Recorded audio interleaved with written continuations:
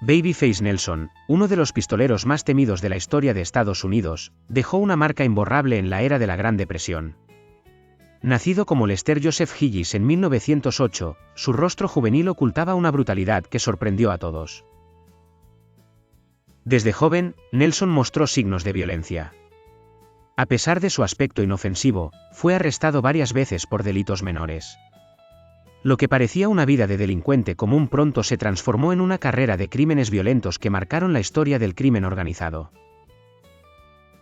A lo largo de su vida, Babyface Nelson se asoció con algunas de las figuras más infames de su tiempo, como John Dillinger y los hermanos Barker. Juntos formaron una banda que aterrorizó el medio oeste estadounidense durante la década de 1930. Lo que realmente distinguió a Nelson de otros criminales fue su tendencia a la violencia extrema. No se contentaba con simples robos, sus enfrentamientos con la policía y otros criminales siempre eran brutales y, a menudo, mortales. La rapidez con la que usaba su pistola lo hizo famoso. A pesar de su reputación de ser un hombre peligroso, Babyface Nelson era conocido por su capacidad para escapar de las autoridades. Fue arrestado en varias ocasiones, pero siempre logró evadir la ley, alimentando aún más su mito como un criminal escurridizo y audaz. Nelson comenzó su carrera criminal como ladrón de bancos. Unirse a bandas de ladrones fue una manera de poder realizar sus crímenes sin levantar sospechas. La rapidez con la que ejecutaba sus robos y la violencia con la que se defendía de la policía lo convertían en una pesadilla.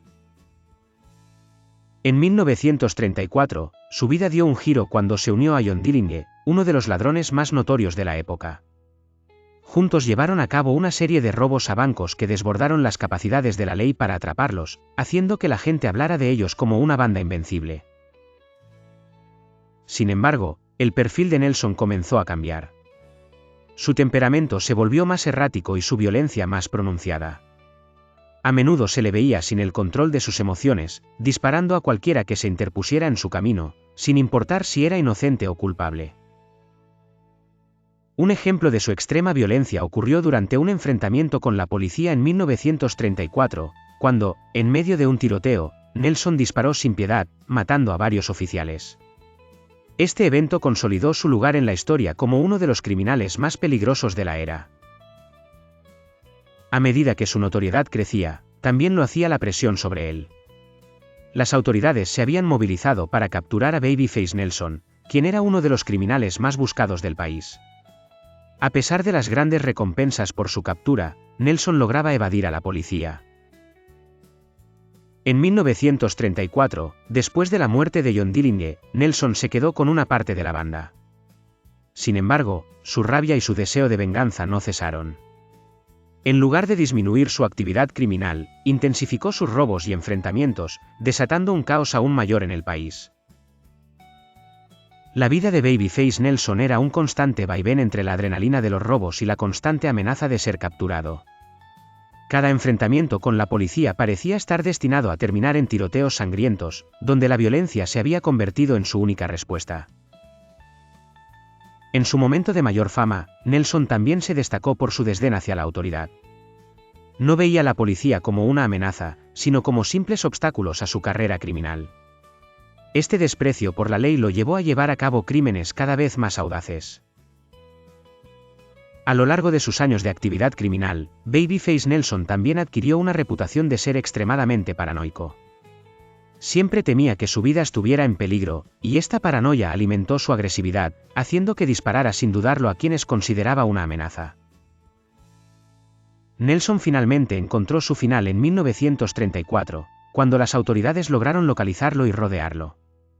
En un enfrentamiento final con la policía, el pistolero más violento de su tiempo cayó abatido a tiros.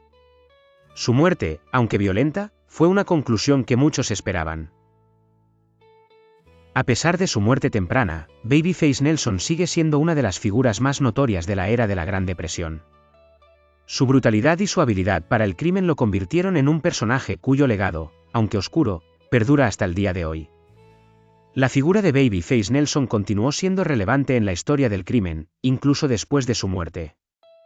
Su legado no solo se construyó a través de sus robos y tiroteos, sino también por su impacto en la cultura popular, donde se le retrató como el arquetipo del forajido sin escrúpulos. El apodo de Babyface se originó en su rostro juvenil y aparentemente inofensivo, que contrastaba con su naturaleza violenta y despiadada. A menudo, este contraste entre su apariencia y su comportamiento alimentaba la fascinación de la gente por su figura. Tras su muerte, Babyface Nelson se convirtió en un símbolo del crimen en la década de 1930, un reflejo de los tiempos difíciles de la Gran Depresión, donde muchos se vieron empujados hacia la delincuencia. En el imaginario colectivo, Nelson fue una de las piezas clave del crimen organizado, junto a figuras como Dylan y Bonnie y Clyde. Sin embargo, su historia fue mucho más breve y violenta, lo que contribuyó a que su nombre fuera recordado de una forma más macabra que la de sus compañeros. Aunque su historia fue corta, la huella que dejó fue profunda. La forma en que escapó una y otra vez de las autoridades, su actitud implacable y su feroz habilidad para el tiroteo lo convirtieron en un prototipo de lo que muchos consideraban el forajido clásico de la era moderna. Nelson fue conocido por su habilidad para maniobrar en situaciones de alto riesgo, siempre un paso adelante de la policía.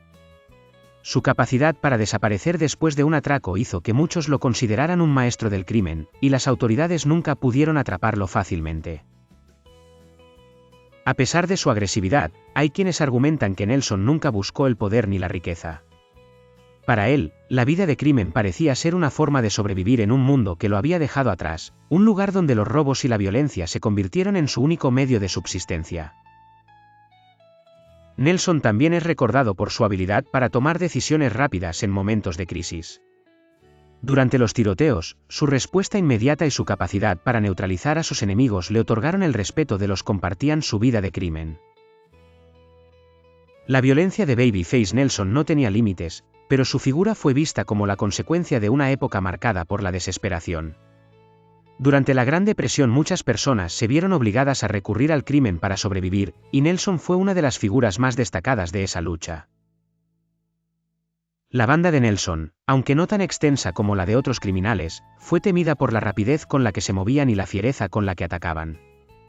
No había duda de que Babyface Nelson era el líder de una de las pandillas más peligrosas de la época. A lo largo de su vida, Nelson mantuvo un perfil bajo, evitando la atención pública siempre que era posible. Sin embargo, cuando se encontraba en acción, su presencia era temida por todos, desde la policía hasta sus propios compañeros de crimen.